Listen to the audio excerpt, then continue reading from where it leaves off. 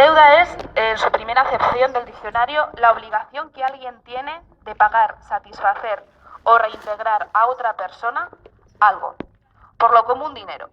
Pues muy bien, estupendo. Pero esta definición nos ayuda a entender lo que ha pasado. O sea, yo cuando lo leí me quedé tal cual estaba. Y además, yo creo que es el concepto que todos tenemos un poco cuando escuchamos en los grandes medios de comunicación a los políticos y a los expertos financieros o periodistas a hablar de la crisis, ¿no? Tenemos un poco, manejamos este concepto, pero este concepto es muy general y después de reflexionar un poco a mí me parece que el problema es que no está contextualizado. Este concepto de deuda no nos sirve un poco para analizar y para entender a la situación a la que hemos llegado. Si hacemos un análisis crítico del contexto económico en el cual nos movemos, podemos llegar a otra definición muy diferente de deuda. Una definición que vendría a ser algo así. Que la deuda es una herramienta con la que las élites poderosas, económicas y financieras han conseguido mantener y acumular ingentes beneficios a costa del empobrecimiento del pueblo, de la ciudadanía, de la clase trabajadora, de los estados y de la explotación del medio ambiente. Entonces, a partir del análisis que voy a intentar transmitiros, llegamos a esta conclusión, ¿vale? Por supuesto, me podéis interrumpir en cualquier momento si veis que algo no entendéis o que si os interesa que ampliemos más algún punto. Bueno, vamos a empezar con los datos. Os he traído unas fotocopias, os las vais pasando, seguramente tendréis que compartirlas. Y con lo que podemos hacer una fotografía, ¿no? ¿Qué deuda tenemos?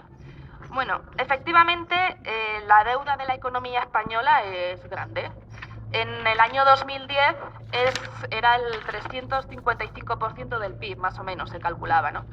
El Producto Interior Bruto es el conjunto de bienes y servicios finales que se produce en un año en una economía. Con lo cual, si decimos que la deuda en el 2010 era el 355% del PIB, implica que para que en ese año pudiéramos pagar toda la deuda tendríamos que invertir lo que la economía española produce en 3 años y medio. Es decir, es una magnitud muy grande. ¿Pero quién se ha endeudado? ¿Quién generó esa deuda? Bueno, lo podéis ver en uno de los gráficos. Este primero de aquí, ¿no? Se ve como un tercio, o el 32%, lo generaron los bancos españoles. Otro tercio, el 31%, es deuda de las empresas no financieras, fundamentalmente empresas relacionadas con el sector de la construcción. El 21% es deuda de las familias. Las 3/4 partes de este quesito es crédito hipotecario, ¿no? Es deuda generada por las hipotecas. Y un 16% es deuda pública. Con lo cual, en el 2010, por lo menos, en plena crisis, teníamos un problema de deuda, pero un problema de deuda privada, ¿no? Por lo menos es lo que los datos dicen. Vale. Más datos interesantes o relevantes para que podamos entender lo que ha pasado es, diferenciar qué parte de la deuda se ha contraído con acreedores extranjeros y nacionales. Bueno, más o menos la mitad de la deuda fue contraída con acreedores extranjeros, el 170% del PIB. Pero del total de esta deuda externa de la economía española, solo el 11% era pública y el 89% era privada. Es el cuadrito de la esquina de la izquierda, ¿no? Y principalmente los acreedores eran Francia y Alemania. Bueno, en fin, pues está claro, ¿no? La deuda pública, que es el del 16%, entonces, ¿cuáles son qué parte? ¿Quiénes eran los acreedores? ¿Eran bancos extranjeros? Pues básicamente más de la mitad eran acreedores nacionales. El 55% eran acreedores nacionales y el 45% eran extranjeros, fundamentalmente bancos y franceses. Esto lo podéis ver en este otro cuadrito de aquí. ¿Qué acreedores? La deuda pública interna con bancos nacionales, porque la mayor parte, o por lo menos la mitad, de los acreedores de la deuda pública son bancos nacionales. Vale. Bueno, después de tener este panorama y tener un poquito estos datos, vamos a ver cómo se ha generado la deuda. A ver, un punto importante y una idea que os quiero transmitir es que el endeudamiento es una consecuencia directa del sistema capitalista neoliberal en el que estamos inmersos. Es decir, si no hubiera sido gracias al endeudamiento, las clases capitalistas, sobre todo capitalistas financieras, no hubieran podido acumular la cantidad de ingentes beneficios que han acumulado a lo largo de muchos años, sobre todo a partir de los años 70. Hagamos un pequeño repaso histórico sobre este punto, ¿vale? Centrando un poco a nivel general, el sistema capitalista, sabemos que el objetivo del sistema capitalista es la acumulación de beneficios por parte del capital, ¿no? Lo cual va a llevar a un crecimiento también mantenido y exponencial de la economía. Ese es el objetivo del sistema capitalista y alrededor de lo cual se organiza la sociedad, la economía y el sistema político.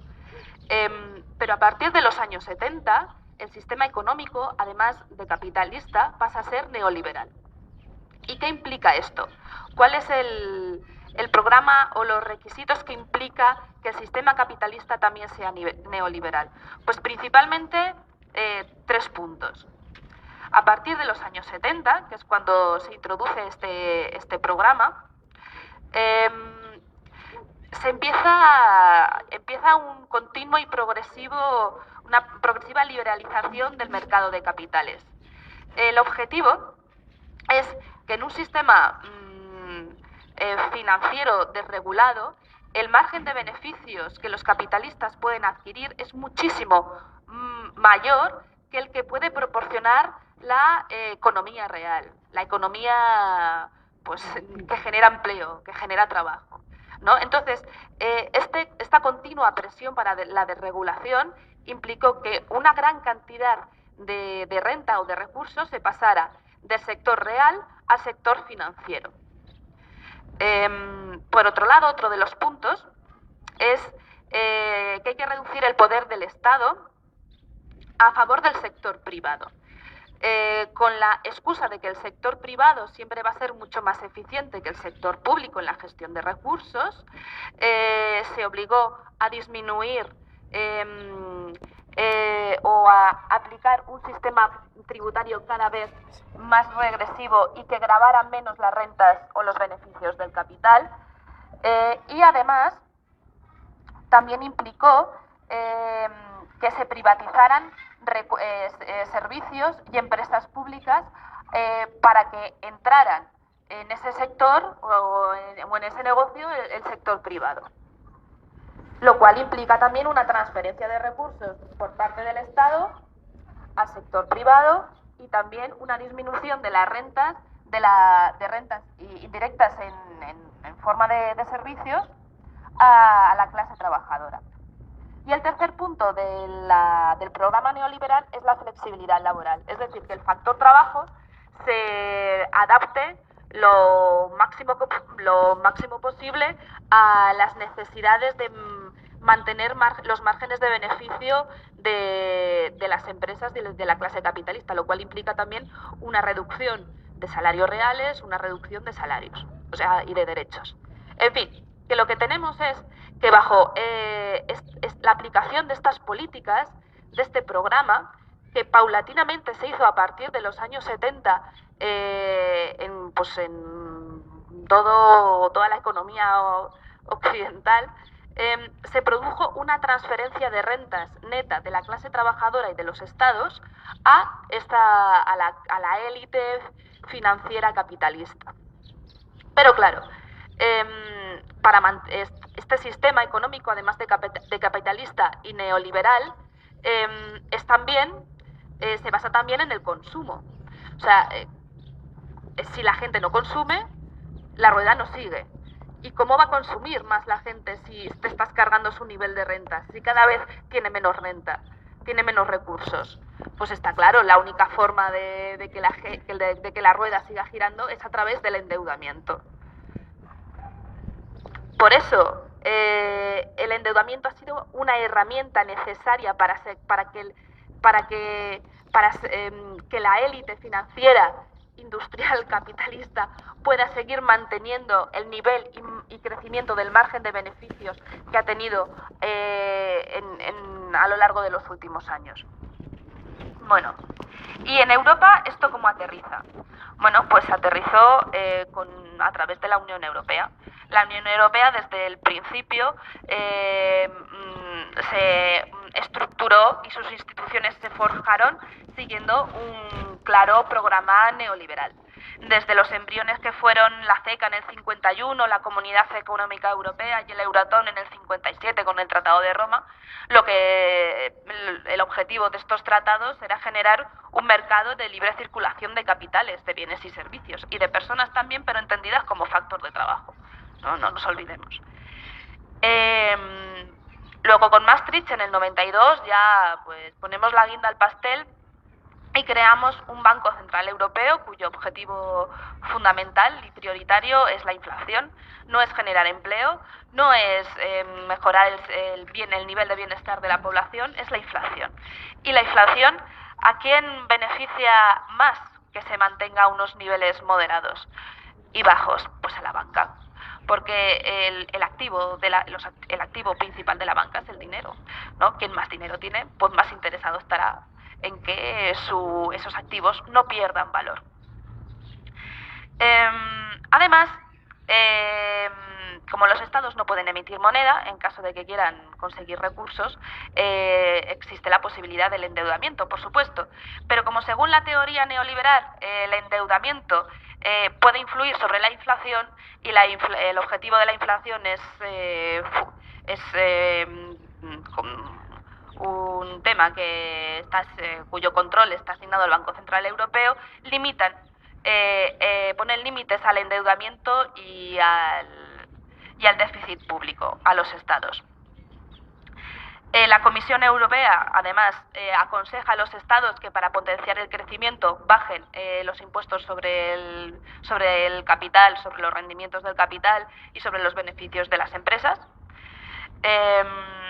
Y además, y este yo creo que es uno de los puntos cruciales, se le da el monopolio al sistema bancario para que financie a los estados. Es decir, los estados tienen una capacidad de endeudamiento y de déficit limitado. No tienen política monetaria, no pueden darle a la maquinita de hacer dinero. Tienen que reducir los impuestos sobre capitales. Y ¿qué les queda? ¿Quién les va a dar estos recursos? ¿Quién les va a prestar el dinero? ¿Va a ser el Banco Central Europeo? No, porque tiene que ser independiente. Son los bancos. Les dan el monopolio a la banca. Según el Tratado de Maastricht, el Banco Central Europeo tiene prohibido prestar dinero directamente a los estados. Entonces, le da dinero a la banca al 1% y la banca, a su vez, lo presta a los estados al 4%, de manera que se genera un sistema totalmente perverso en el que el hecho de generar endeudamiento ya de por sí genera un beneficio a una clase capitalista financiera, donde todo el sistema de las instituciones de la Unión Europea se ha forjado para darles capacidad de movimiento y para ponerles las cosas fácil para que todavía ganen más pasta. Pero es que además la Unión Europea, tal y como se formó, que fue con un montón de países muy diferentes entre ellos, sobre todo los del centro con respecto a los de la periferia, implicaba una cantidad de asimetrías que sin los mecanismos de equilibrio y de solidaridad entre países necesario, lo que generaban era que unos ganaran a costa de que otros perdieran. Es decir, que Alemania tenga un superávit comercial con una moneda única es porque en los países de la periferia tenemos un déficit comercial, y a la inversa. Entonces esto implicó que en los países del centro acumularan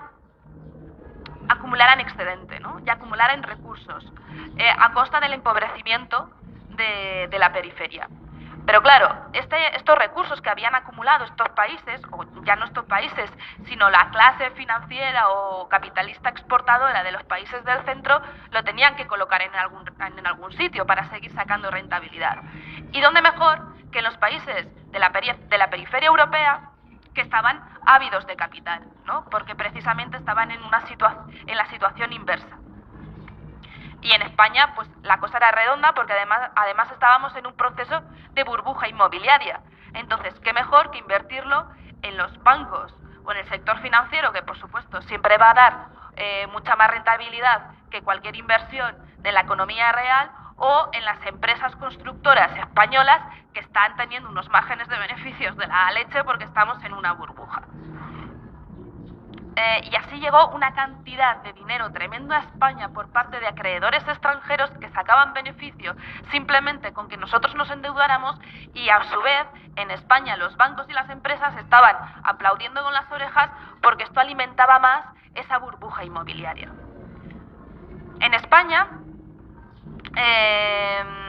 así nos encontramos que gracias a este contexto que acabamos de ver, europeo, internacional, y a las reformas de la ley del suelo de los años 90, la burbuja inmobiliaria se dispara. Así, los bancos españoles también también recibían dinero del Banco Central Europeo al 1% para prestarlo a un tipo de interés muchísimo mayor, y todos estaban contentísimos, sacando unos beneficios tremendos a base de endeudarse, ¿no? Y las familias españolas, pues bueno, pues lo que consiguieron fue una vivienda de 30 a 40 años de hipoteca, porque los salarios reales se mantuvieron constantes, mientras que el precio de la vivienda se multiplicó por 4 desde el año 2000. Y mientras tanto, el Estado lo que hizo fue favorecer con sus políticas de gasto e inversión pública este sector, el sector del ladrillo y la burbuja inmobiliaria. Fue un alumno excelente de primera fila de todas las indicaciones de la Unión Europea, aplicando unas reformas tributarias que efectivamente nos generaron un sistema tributario cada vez más regresivo, donde el impuesto de sociedades fue bajando, los impuestos sobre las altas rentas fue disminuyendo, y además cumplió los límites de déficit y de deuda. En el año 2007 la deuda pública era del 35% del PIB, y además teníamos superávit fiscal.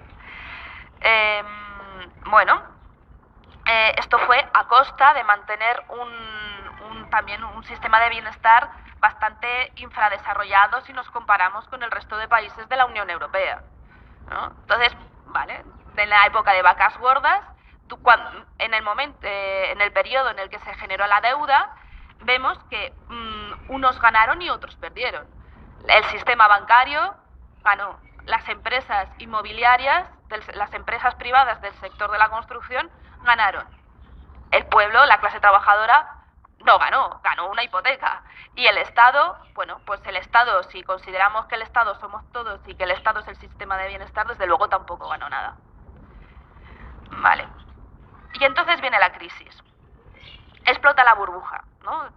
Yo creo que todos tenemos más o menos lo que pasó, ¿no? En el 2007 aparece la crisis crediticia en Estados Unidos, y de repente los bancos se miran y parece que todos se dan cuenta de que estaban haciendo lo mismo, que todos estaban endeudados hasta las orejas, que ninguno de sus activos valía lo que decían que valían, y entonces se acojonan y dicen, uy, pues ya pues nos paramos, ya no nos damos crédito entre nosotros y congelamos el crédito a la gente para que compre pisos, ni damos crédito a las empresas para que sigan haciendo su actividad. Claro, esto en España implicó que se frenara la burbuja inmobiliaria y que acabara con el sector económico que daba de comer y que generaba pues eso, la mitad de la actividad económica de España, que absorbía una cantidad de empleo.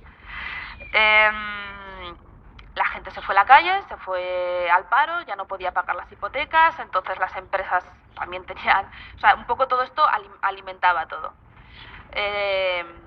Y los bancos se quedaron con una cantidad de activos que en realidad no valían lo que valían, ¿no? Una situación también muy precaria. ¿Esto cómo le afectó al Estado? Bueno, pues los gastos aumentaron automáticamente porque la gente que haya mayor paro implica que haya mayor gasto en pagar subsidios de desempleo. Disminuyeron los ingresos porque ya no hay tantas cotizaciones a la seguridad social y la gente si disminuye sus rentas porque ya no tienen salario, también disminuye el impuesto que paga por el IRPF y como se habían currado un sistema impositivo que se basaba fundamentalmente en gravar las rentas del trabajo de la clase media, pues esto todavía les afectaba más.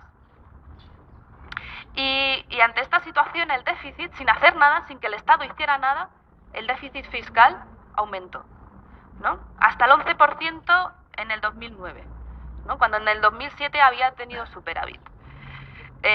Claro, cuando si tienes déficit y los gastos superan a tus ingresos, de algún sitio tienes que sacar el dinero. Entonces lo que haces es endeudarte. Entonces el Estado se fue al mercado financiero, emitió títulos emitió bonos a cambio de dinero para poder sufragar el déficit.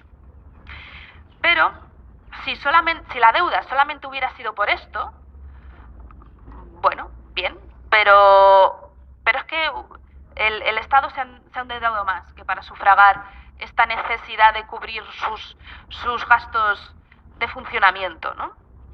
Os voy a pasar unos gráficos. A ver.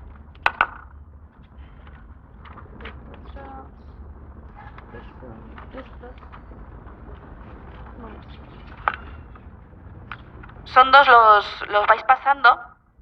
Estos son unos gráficos que he sacado de un informe sobre el informe sobre la legitimidad de la deuda pública de la Administración Central del Estado de España, que lo ha hecho un inspector de Hacienda. Son unos gráficos que son tremendamente visuales, porque este señor lo que hace es calcular la deuda adquirida por el Estado para los rescates bancarios. Es decir, si la deuda del Estado es superior al déficit, ¿en qué se ha ido ese dinero? ¿No? Si eso ya lo tienes cubierto, pues se va directamente a comprar los activos tóxicos, a tener el dinero suficiente para generar los avales y prestar el dinero a los bancos que han llevado a la situación de crisis. Se calcula que hay 141.000 millones de euros, el 14% del PIB, se han ido en la compra de activos tóxicos, préstamos y avales a la banca. De hecho, el Estado hizo 2 instrumentos para poder hacer eso. 141.000 millones de euros en activos tóxicos, préstamos y avales. ¿Vale? Y básicamente la totalidad, o sea, gran parte de esta cantidad, el Estado lo consiguió endeudándose. Entonces, el Estado se endeudaba y automáticamente ese dinero iba a los bancos, ¿vale? Para sanear su situación. Cueste lo que cueste. De norte a sur, de este a oeste, la lucha sigue, cueste lo que cueste.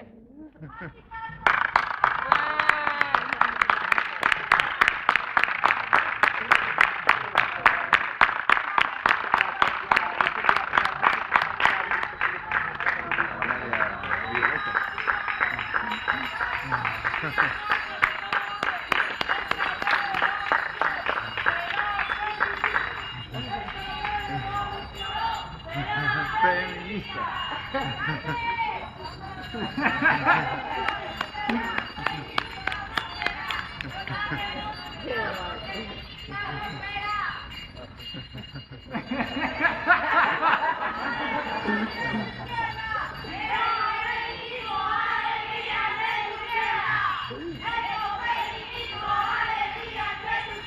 Esto es feminismo, alegría entre tus piernas.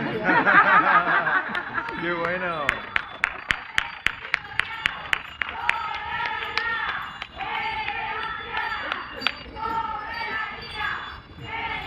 Soberanía entre tus piernas. Soberanía entre tus piernas. Soberanía entre tus piernas.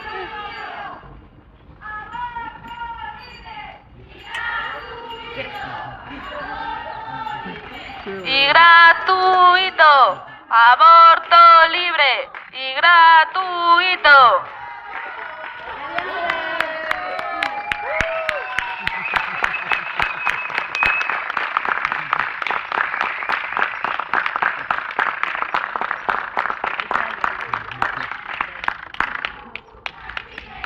¡Cueste lo que cueste! De norte a sur. De este a oeste, la lucha sigue, cueste lo que cueste.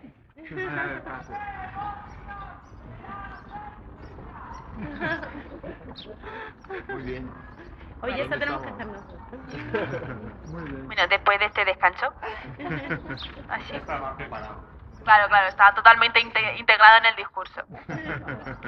Bueno, pues eso, nos habíamos quedado en que gran parte de la deuda ha sido generada no para financiar el déficit que es generado a su vez por la crisis, sino para salvar a los bancos a través de compra de activos tóxicos, de avales o de préstamos. Entonces, a mí me gusta mucho este cuadro de aquí, que se ve los cálculos que ha hecho este señor, que para el 2008, 2009 y 2010 calcula más o menos qué deuda, del total de la deuda, qué parte fue dirigida a financiar el déficit de funcionamiento del Estado y qué parte fue dirigida a rescatar a los bancos, ¿no? Coge la deuda total y, bueno, pues si es el déficit no financiero, que es el que está en la columna de la derecha, es inferior al total de la deuda, pues el restante, la parte restante, se va directamente a la banca. Entonces, esto en realidad implica que la deuda privada se convierte en pública. Al principio habíamos visto que sí, que realmente en España lo que teníamos era un problema de deuda privada. Los que se habían endeudado eran los bancos, eran las empresas del sector de la construcción. Pero es que lo que estamos haciendo es asumir esa deuda, porque el Estado se endeuda para que ellos paguen la suya. Esto es de una manera directa, pero además de otra manera indirecta estamos asumiendo el riesgo de impago de la deuda privada, lo cual hace que aumenten los intereses de la deuda pública. Porque además, en realidad, la señal que estamos emitiendo o que el Estado está emitiendo en los mercados financieros es: no se preocupen, señores acreedores nacionales y extranjeros, que si es necesario yo voy a asumir la deuda privada, yo la voy a asumir, yo me voy a hacer cargo. Y eso sí que hace que aumente la prima de riesgo de la deuda pública española. Pero es que eso no es todo. Tenemos que la deuda pública aumenta por una crisis que no hemos generado. Aumenta porque rescatamos a los bancos.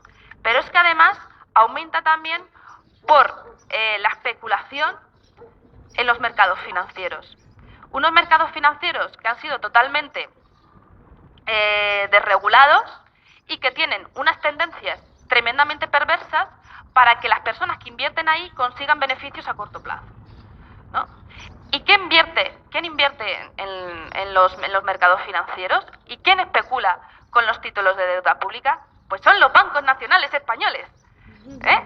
Los mismos que han generado la crisis, los mismos que están siendo rescatados por el Estado, son los que compran la deuda pública, porque antes habíamos visto precisamente eso, ¿no? Que más de la mitad de la deuda pública estaba en manos de entidades financieras españolas. Son los que especulan con esa deuda para conseguir rentabilidad a corto plazo y hacen que aumenten los intereses de la deuda pública. Y como respuesta, ¿el Estado qué hace? Pues bueno, pues muy bien, voy a hacer políticas de ajuste, ¿no? Que es lo que me dictan desde Europa y lo que me dice el Fondo Monetario Internacional. ¿Con qué objetivo?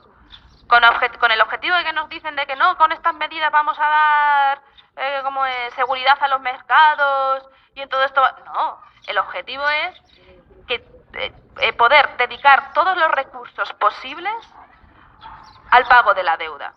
Vamos a reducir el gasto en educación, vamos a reducir el gasto en sanidad, vamos a reducir el gasto en las pensiones, vamos a reducir todos los gastos públicos que podamos, vamos a subir el IVA, ¿no? Porque así aumentamos la recaudación, pero no subiendo el impuesto, haciendo de verdad una política progresiva que cargue a los beneficios del capital. No, vamos a hacer una amnistía fiscal, eso sí, ¿no? Pero subimos el IVA. Vamos a hacer todas estas medidas para que la mayor cantidad de recursos posibles de la economía se vaya al pago de la deuda, ¿vale? De hecho, incluso hacemos una reforma constitucional del artículo 135 de la Constitución para que el pago de la deuda y de los intereses, del capital y de los intereses, sea prioritario sobre cualquier otro tipo de gasto. Entonces, tanto las políticas de ajuste como las políticas de rescate bancario no han sido elegidas por la ciudadanía. No han sido elegidas mediante un procedimiento democrático. Van en contra de los intereses de la ciudadanía y de la población. Y además es que no nos van a sacar de la crisis, nos van a hundir más en ella. Entonces, por estos motivos, por todo este razonamiento, consideramos que hay más que indicios suficientes para considerar que gran parte, si no toda la deuda, es ilegítima y que no tenemos que pagarla, porque ha sido una herramienta de expropiación y de empobrecimiento de la población. ¿Y qué entendemos? ¿Qué podemos entender por deuda ilegítima? ¿No? Hay muchas definiciones de deuda ilegítima, muchas. Entonces, desde la plataforma consideramos que el concepto de deuda ilegítima que nosotros manejamos en nuestro análisis tiene 4 componentes. El primero es que nosotros tomamos como referencia el concepto de legitimidad y no de legalidad, ¿vale? Porque la legitimidad va por encima de lo legal, ¿no? La legitimidad tiene como referencia el concepto de justicia y la legalidad, y no siempre todo lo legal es justo, ¿no? Consideramos que una deuda ilegítima es aquella que beneficia a una élite poderosa en contra de los derechos de los pueblos y del medio ambiente. Consideramos que una deuda es ilegítima cuando se genera bajo procesos y en condiciones no democráticas y transparentes, a espalda de la decisión y de la soberanía de los pueblos, y que además tiene con dimensiones y consecuencias que van mucho más allá de las económicas, de influencias de género, medioambientales, históricas, sociales y políticas. Entonces, evidentemente, la deuda que se ha generado, el proceso de endeudamiento, la situación de crisis a la que hemos llegado, corresponde a una deuda ilegítima. Bueno, y entonces, ante esta situación, ¿qué hacemos? Pues la auditoría, hacer una auditoría ciudadana es una herramienta fundamental para enfrentarnos a esta situación. Hacer una auditoría es simplemente saber, es poner las cuentas claras, negro sobre blanco, ¿no? Porque tenemos indicios, esto lo sabemos, pero tenemos que saberlo más, tenemos que identificar mucho más quién ha sido, bajo qué condiciones, quién se ha beneficiado. Analicemos, ¿no?, la deuda del Estado, de las comunidades autónomas, de los ayuntamientos. Pues la auditoría es una herramienta que nos permite cumplir con nuestro derecho a saber y la obligación de transparencia de las instituciones. Y es además un instrumento de soberanía popular, porque en el momento que sepamos lo que hay y que lo hayamos auditado, somos nosotros, somos el pueblo y la ciudadanía los que tenemos que decidir qué hacemos con esa deuda, si la pagamos o no la pagamos, si exigimos responsabilidades civiles y penales. A la hora de realizar una auditoría se puede hacer de muchas maneras.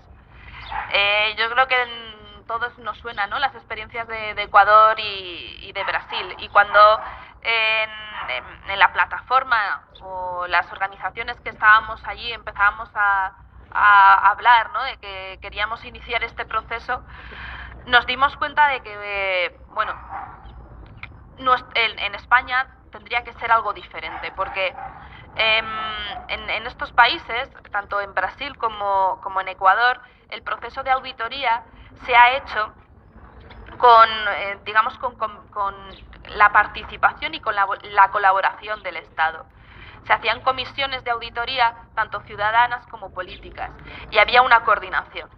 Sin embargo, nosotros aquí no tenemos un Rafael Correa del cual nos podamos fiar y del cual sepamos que realmente le interesa hacer una auditoría y llegar hasta el fondo, de saber qué parte es ilegítima y qué parte no vamos a pagar. Entonces, esta auditoría es 100% ciudadana, ¿no? Consideramos que la auditoría no es algo reservado para expertos, que todos tenemos capacidades suficientes para entender esto y tenemos que aprender y nos tenemos que formar, aunque sí que es cierto que contaremos con la colaboración de gente que sabe de estas cosas. Pero es una auditoría 100% ciudadana.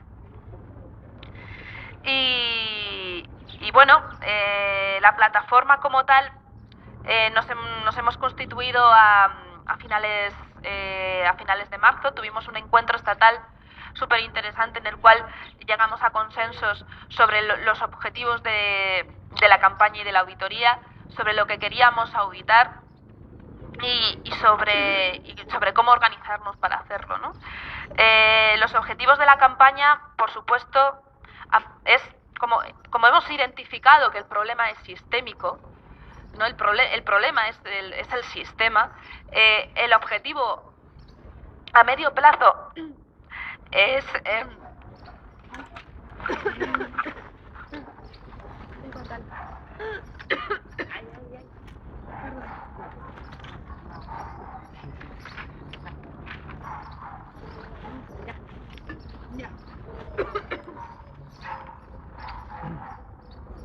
Descansito. que llevo un trancazo. Vale.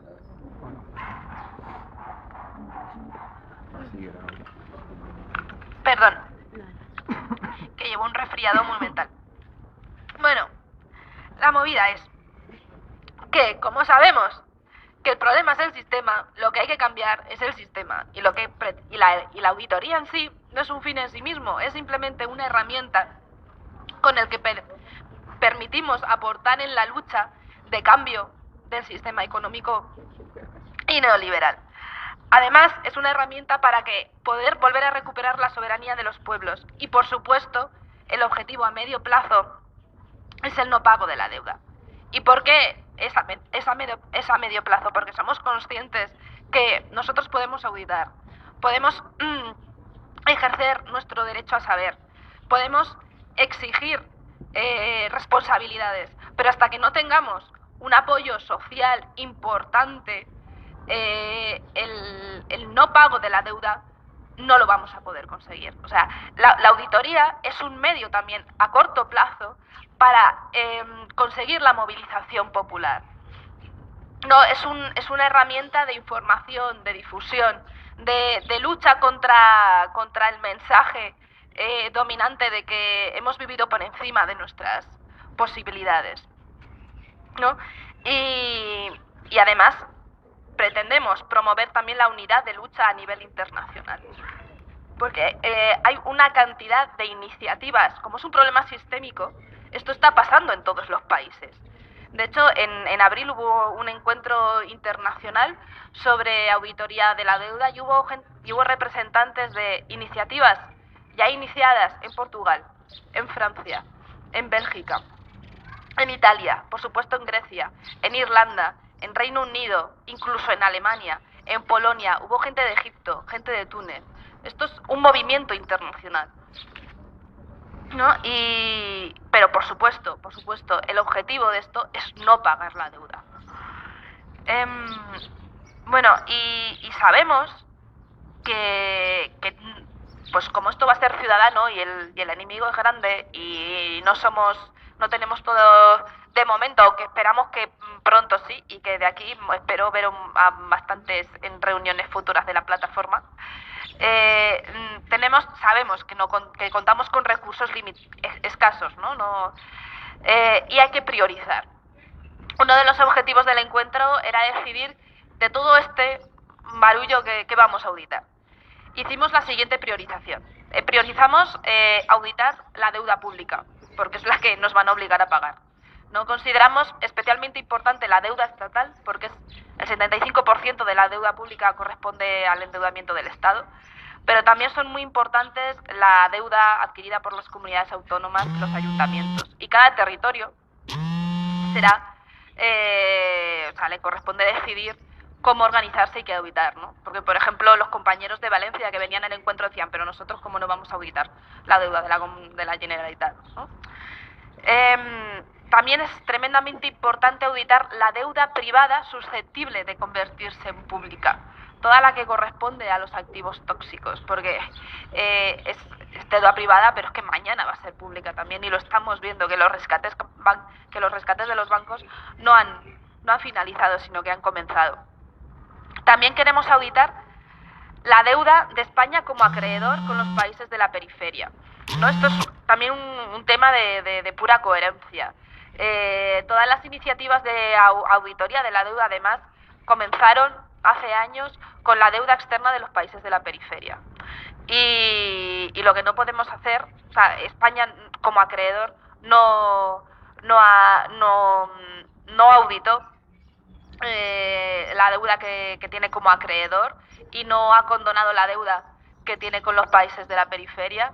Y si nosotros auditamos la deuda que nos está machacando y que va en contra de nuestro buen vivir, no podemos permitir que el Estado haga lo contrario con el buen vivir de los países de la periferia, ¿no? Que muchas veces las consecuencias sobre sus vidas son incluso peores de lo que estamos viviendo nosotros aquí, lo que nos queda. Y sobre todo intentar aplicar a todo esto un enfoque de género, un enfoque medioambiental, histórico y político. Y por último, bueno, pues nos hemos organizado a nivel estatal, como os decía, esto está... hay nodos activos en diferentes partes del territorio, hay gente en Barcelona, en Valencia, en Córdoba, en Zaragoza, en Asturias, en Logroño. A nivel estatal estamos organizados también a nivel internacional, y se han generado tanto a nivel estatal como también en Madrid grupos de auditoría. Es decir, ya nos ponemos a auditar, ya nos ponemos a mirar las cuentas y a exigir información.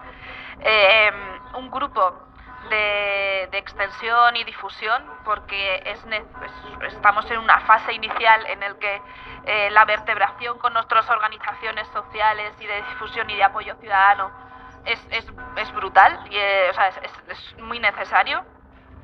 Y la tercera grupo es el de coordinación y logística, que siempre es necesario en cualquier tipo de movimiento. Y ya está. Esta es la conclusión. No pagamos.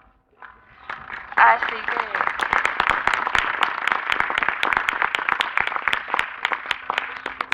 os dejo el turno ahora a vosotros, que yo hablo mucho.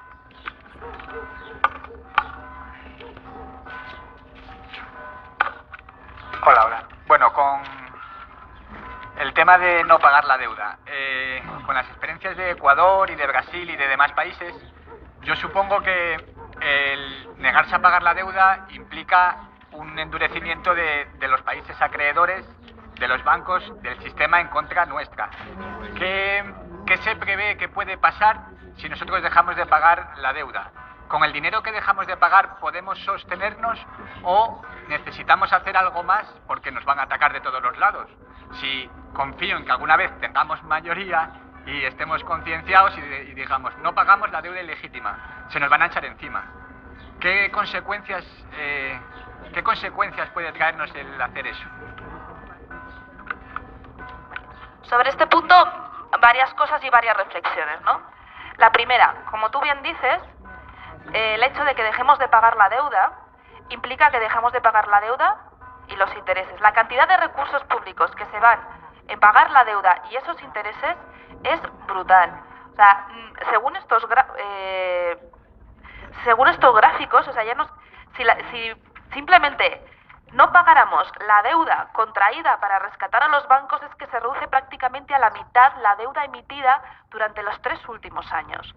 Pero es que además el déficit, parte de este déficit, una parte muy importante son los intereses de la deuda, ¿no? Entonces, tendríamos una cantidad de recursos públicos para invertir en nuestra propia economía, en la economía real, para generar trabajo y para salir de la crisis, sin tener que depender tanto de que nuestra economía dependa de nuestra capacidad de exportación, ¿no? O sea, esto va también, el cambio de sistema cambia porque seamos autónomos y para que dependamos de nosotros mismos, ¿no? Esto por un lado. Segundo punto, no estamos solos. O sea, la cuestión es hacerlo de manera ya no coordinada, sino en colaboración con todos estos otros países, ¿no? O sea, es que ya no solamente estamos hablando de la periferia, en Francia también están haciendo la auditoría, en Reino Unido están en procesos, en Alemania también, en Bélgica, no son países del centro. Es que esto al final ya no es una cuestión de países del centro o países de la periferia, es un tema de clases, ¿no? Es el pueblo contra una élite poderosa que se ha beneficiado del sistema y que sigue haciendo todo lo posible para seguir beneficiándose. Y segundo, y tercero, ¿qué pueden hacernos? A ver, Argentina durante 5 años estuvo sin pagar su deuda externa y no le pasó nada. ¿Qué nos pueden hacer? Si es que ya nos lo están haciendo. O sea, ya basta de tener miedo, ¿no? No sé, ¿que no pueden hacer algo peor? ¿Que nos están matando en vida? Pues a lo mejor no pasa. A lo mejor lo que pasa es que si no pagamos, esos bancos quiebran. Y los que tienen problemas son ellos. Que no es una cuestión de países. Es una cuestión de empresas, de bancos, de organizaciones privadas, de intereses de unos pocos.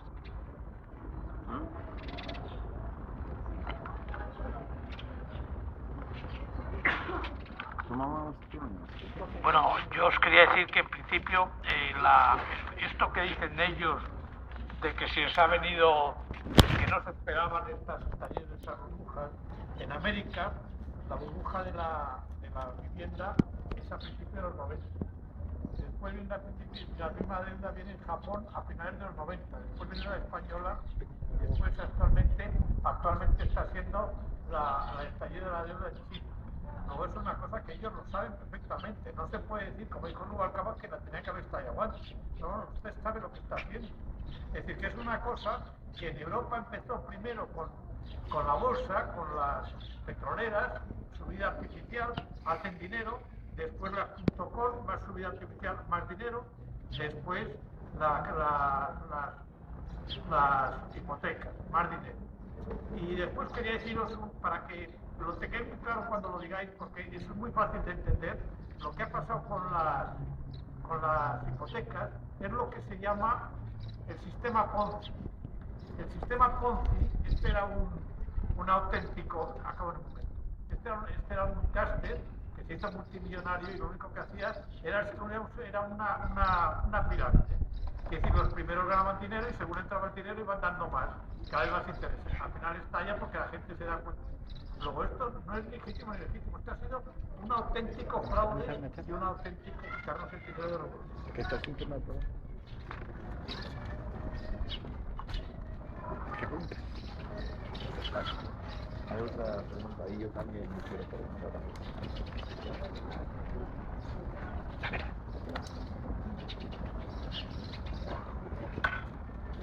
Bueno, a corto plazo yo creo que el tema de los bancos...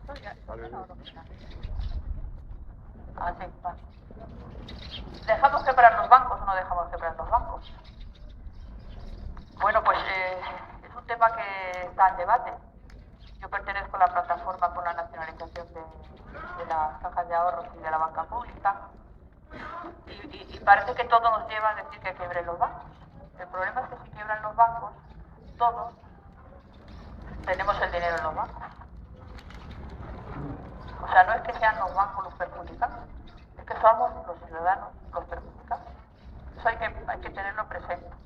Entonces nosotros vamos con la idea de que todo el dinero público que se ha puesto, pues es del Estado. Y entonces eso vamos a nacionalizar. Es decir, que ese dinero es nuestro y los bancos son nuestros.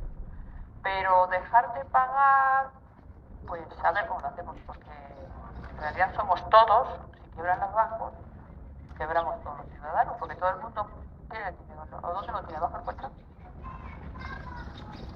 Bueno, luego quería hacer hincapié también, a largo plazo está visto que los principios que mueven el capitalismo, que es el principio de libertad de cambio, es decir, o libertad de empresa, es decir, es la empresa, el mercado, sobre todo no la empresa pequeñita, ojalá fueran pequeñas empresas las que hubiera, sino las grandes empresas son las que dominan el mercado. Entonces, el principio del capitalismo es que son las grandes empresas, son el mercado el que domina, el que dirige la economía. Frente a una solución más racional, que sería que hubiera por lo menos una planificación, porque las grandes empresas planifican. No puede decir, al mercado que hagan lo que les dé la gana. Si la planificación, las grandes empresas la utilizan, es más racional organizarse planificando. Entonces, el libre mercado lleva siempre a crisis, por definición, pues porque está desorganizado, porque es una especie de anarquismo mal llevado. O sea, entonces los principios de libertad de cambio y los principios de libertad de movimientos de capitales llevan a esto. Hay un dicho que dice que no se puede ir a un buen fin si empieza por un mal principio. Entonces, a la larga, llevan a esto. Entonces, a la larga, con estos principios, difícilmente podemos entrar en soluciones. Habrá que ir cambiando estos principios. Estos principios nos llevan al desastre financiero y el libre movimiento de mercancías nos ha obligado, nos lleva a los países a que cierren sus empresas de toda la vida, porque vienen las grandes multinacionales y con ellas las que venden los productos. ¿Alguna pregunta? Entonces, hay que ir, por ejemplo, una solución que va contra el movimiento de las mercancías es lo que llamamos soberanía alimentaria.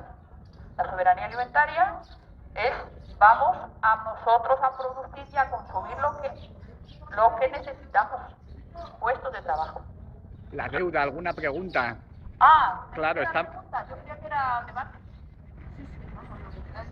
Pues, bueno, y a mí esto es lo que pienso yo. Entonces, que quede claro que también vamos a ir contra estos principios como consumiendo y produciendo lo local. Y de pregunta, que lo difícil es un poquito lo de auditar la deuda. Ahí está qué parte es legítima, qué parte es ilegítima.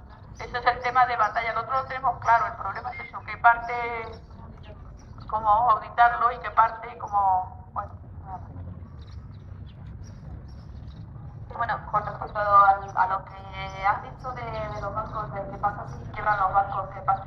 Bueno, yo creo que si todo el dinero que hubieran invertido en rescatar a los bancos se hubiera invertido en salvar los ahorros de las personas y mantener un crédito.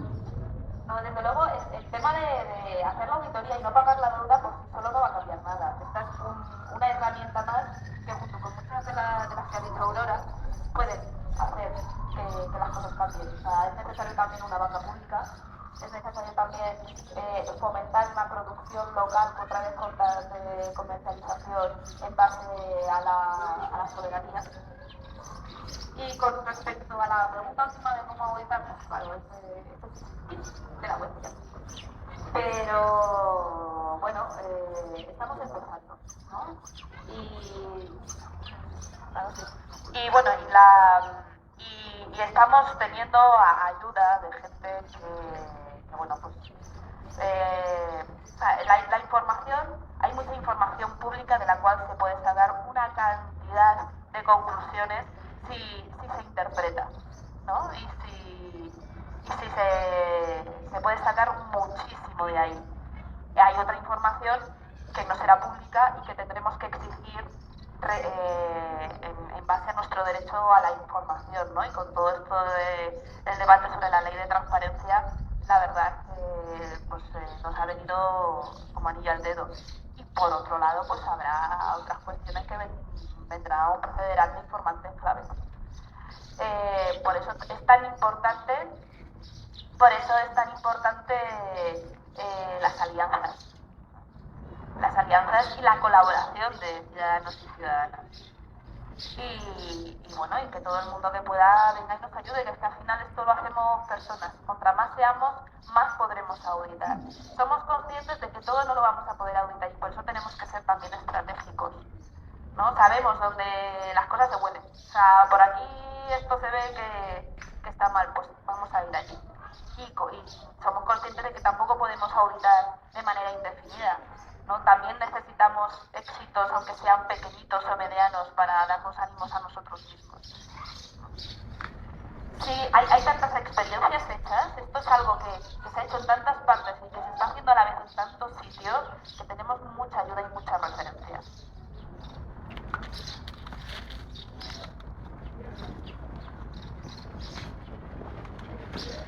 Bueno, un comentario y una pregunta. No estoy exactamente de acuerdo contigo, Aurora, sobre que si no pagamos nos afecta a todos porque todos tenemos dinero en los bancos. Porque se ve que los principales acreedores de la deuda pública de España entre los bancos españoles son 4. Son Banco Santander, BBVA, La Caixa y Bankia y luego habrá otros también. Pero no tenemos que tener nuestro dinero en estos bancos que son los principales acreedores. Y también podemos sacar nuestro dinero de la banca convencional y meterlo también en la banca alternativa que no ha sido acreedor de la deuda pública. Mi pregunta es ¿cómo se puede comparar la auditoría de la deuda con lo que se está haciendo en Islandia? Y no sé si tenéis contactos con Islandia, porque de lo que entiendo, en Islandia han dicho que no van a pagar, pero no sé si es solo para conseguir tiempo o si realmente están haciendo una auditoría y también. No sé. De Islandia, hasta donde yo sé, no hicieron auditoría. Lo que hicieron fue un referéndum en el cual dijeron que no pagaban, que no permitían el rescate del banco que les había llevado la crisis, que ya es más de lo que hemos hecho aquí, ¿no? Pero no ha habido auditoría hasta donde yo sé. Y contactos con Islandia dentro, yo sé que cuando hicimos el encuentro de quién debe a quién en octubre del año pasado, que fue cuando se inició todo esto, sí que vino alguien de Islandia, pero ahora mismo no te sé decir si están en contacto con algún grupo que promueva una auditoría allí.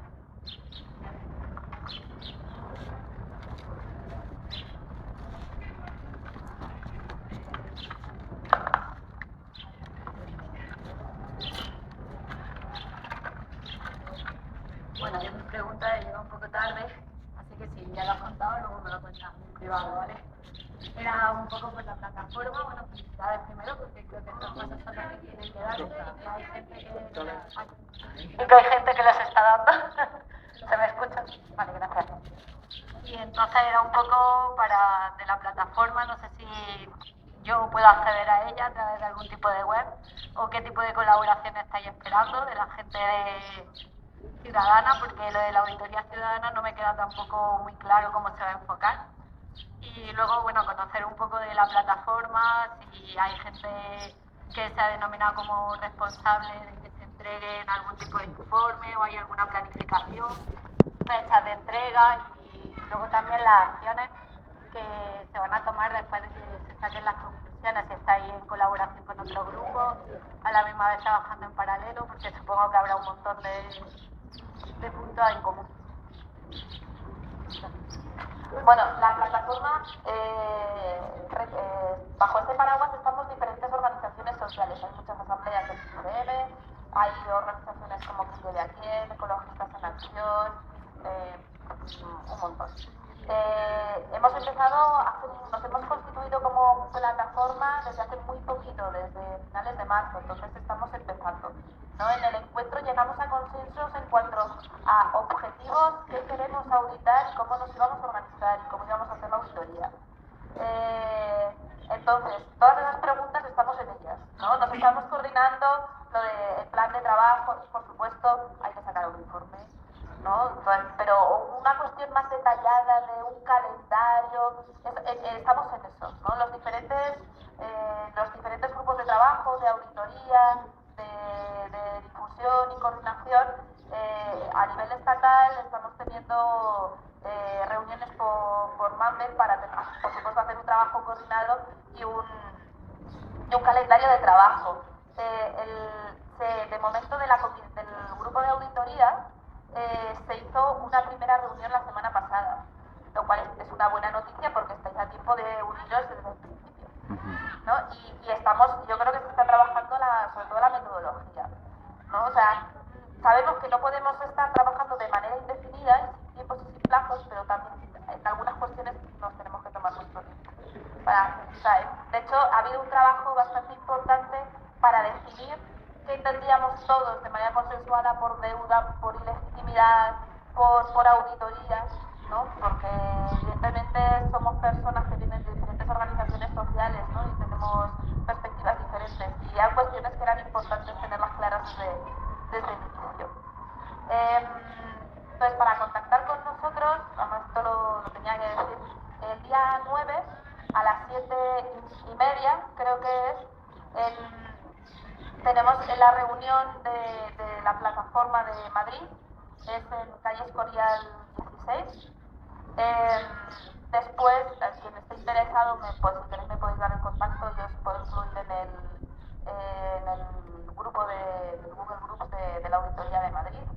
Y hay una página web que ahora mismo no recuerdo el nombre, pero si ponéis el nombre de la plataforma en Google, que es plataforma Auditoría Ciudadana de la Deuda No Debemos, No Pagamos. Perdona, plataforma, que el nombre tuvo miga, ¿eh? Así que cogerle iniciales, ¿no? Hubo un debate de media hora para poner el nombre. Plataforma Auditoría Ciudadana de la Deuda. No debemos, no pagamos.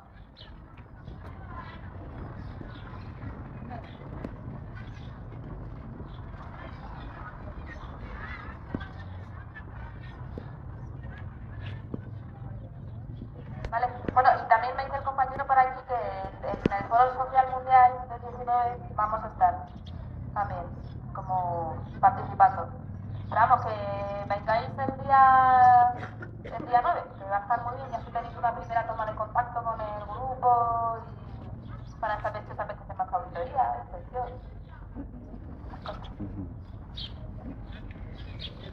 ¿Más preguntas?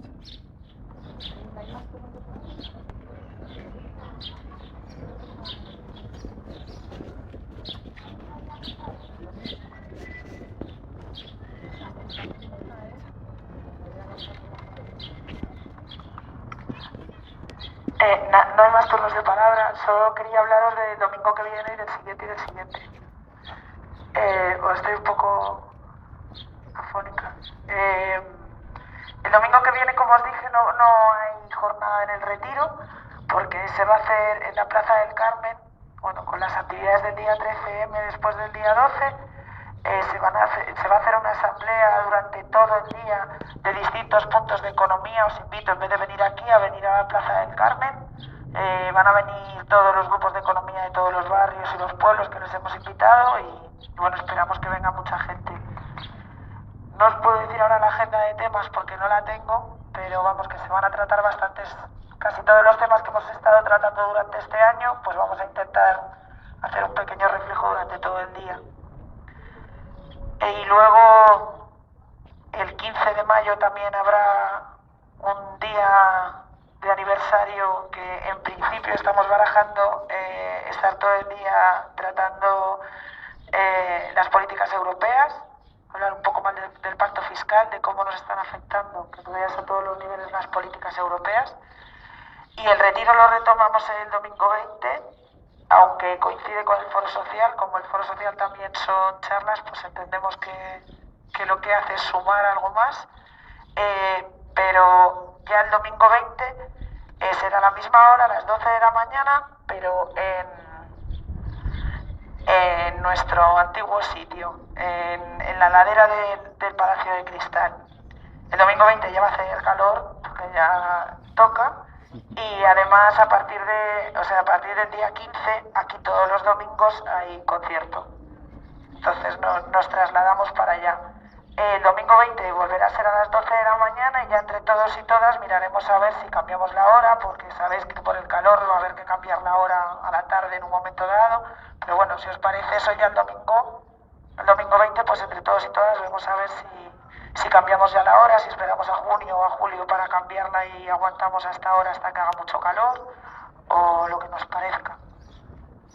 Y el domingo 20 se va a hablar sobre comercio internacional.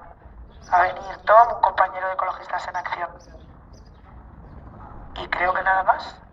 Que nos vemos el 12, nos vemos el 13, nos vemos el 15 y nos vemos el domingo 20 en el Palacio de Cristal.